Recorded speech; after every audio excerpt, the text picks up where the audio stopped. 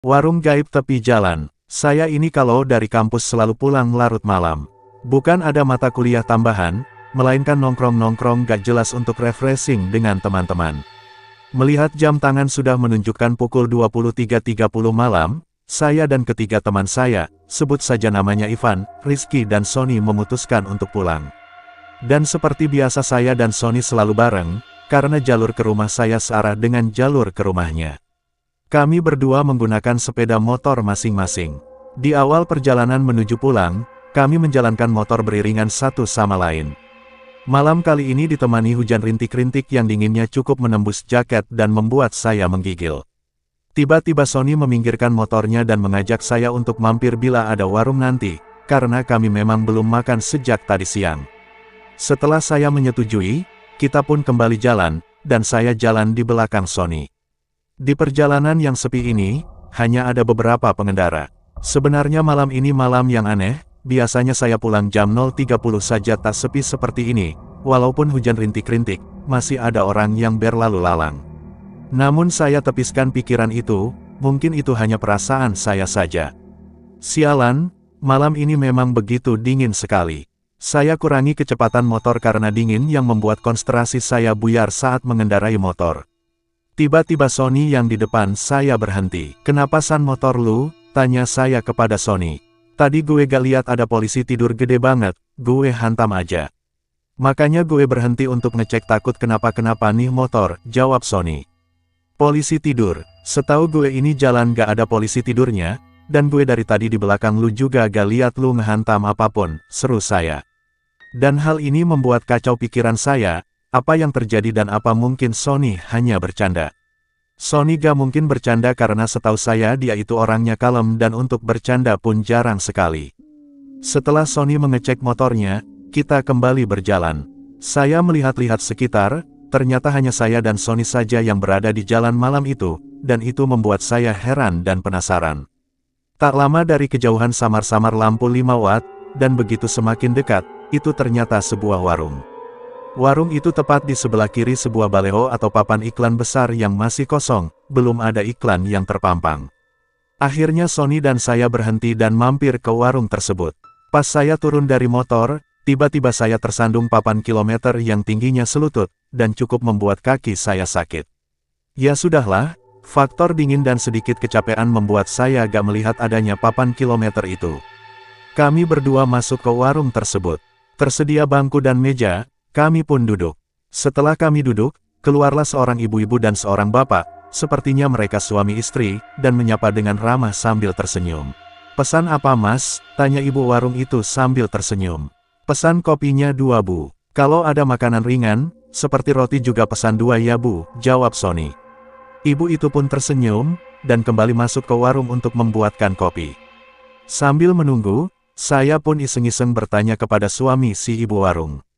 "Warungnya buka 24 jam pak?" tanya saya. "Iya mas. Saya berjaga bergantian dengan istri saya," jawab bapak itu.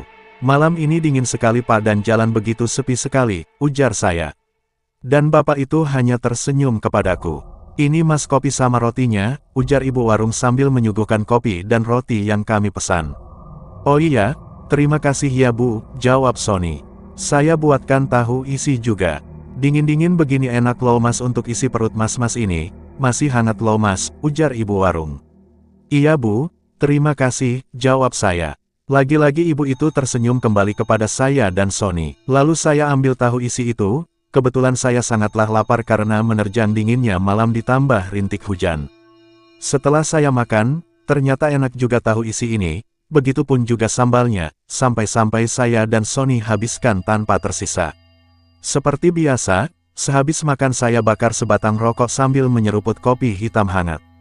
Beberapa saat kemudian, "Semua tadi berapa bu?" "Kopi 2 roti 2, dan tahu isi kita berdua habiskan, hehehe," ujar Sony sambil tertawa. "Semuanya 20.000 mas," jawab ibu warung sambil tersenyum. Setelah kami membayarnya, kami pun segera melanjutkan perjalanan pulang. Saat saya menuju motor, lagi-lagi saya tersandung papan kilometer. Oke. Kali ini saya benar-benar meleng. Penasaran dengan papan kilometer yang membuat kaki saya tersandung, saya pun melihatnya, di sana tertulis KM 12. Setelah rasa penasaran saya hilang, akhirnya kami pun memulai perjalanan pulang. Jalanan masih tampak sepi, hujan rintik-rintik sepertinya tak mau berhenti juga. Di pertigaan jalan, Sony pun belok kiri, karena kali ini saya sudah gak sejalur lagi dengan dia, dan rumah saya masih agak jauh sedikit. Anehnya, di jalan yang menuju ke rumah saya tidak sepi seperti tadi, ada beberapa kendaraan yang lalu lalang. Sialan, malam ini sangat aneh, mungkin karena gue kelelahan, gumam saya.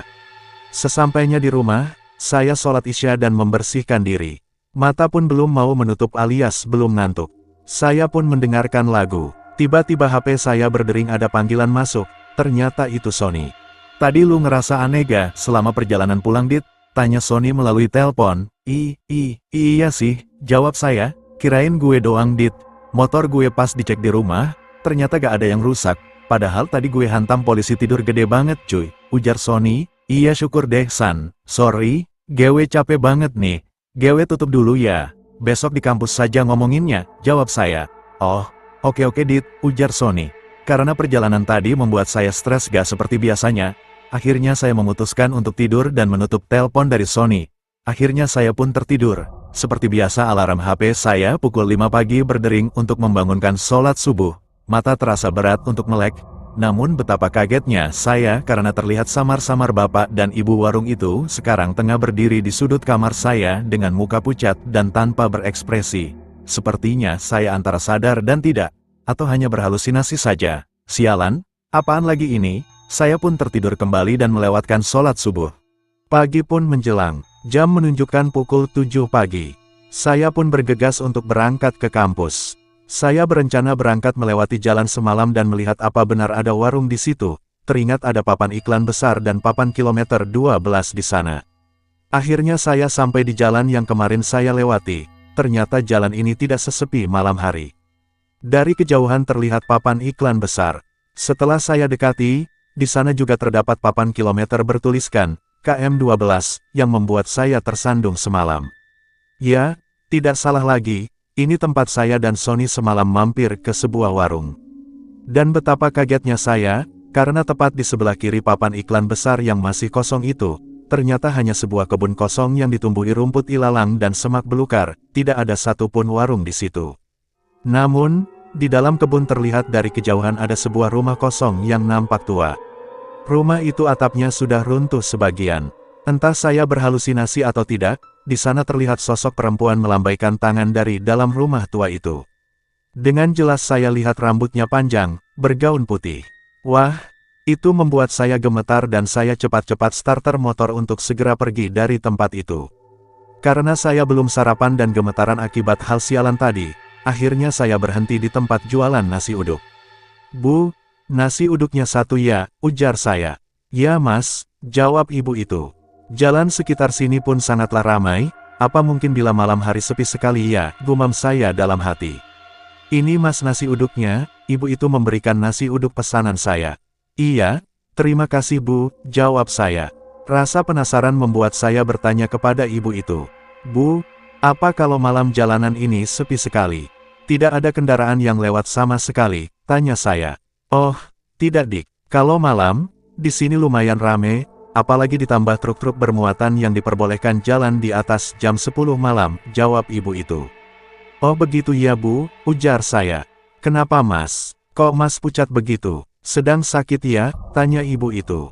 Dan akhirnya saya pun menceritakan kejadian yang semalam saya dan Sony alami. Dan ibu itu kemudian menjelaskan. Dulu di kilometer 12 itu ada sebuah truk yang menabrak warung, dan warung itu hancur tak berbentuk, menewaskan pemilik warung tersebut, yaitu pasangan suami istri. Rumah di dalam kebun itu adalah rumah pemilik warung yang tewas itu. Jadi yang Mas makan semalam itu hanyalah tipuan mata saja. Mas itu sebenarnya gak makan apa-apa, ungkap ibu itu.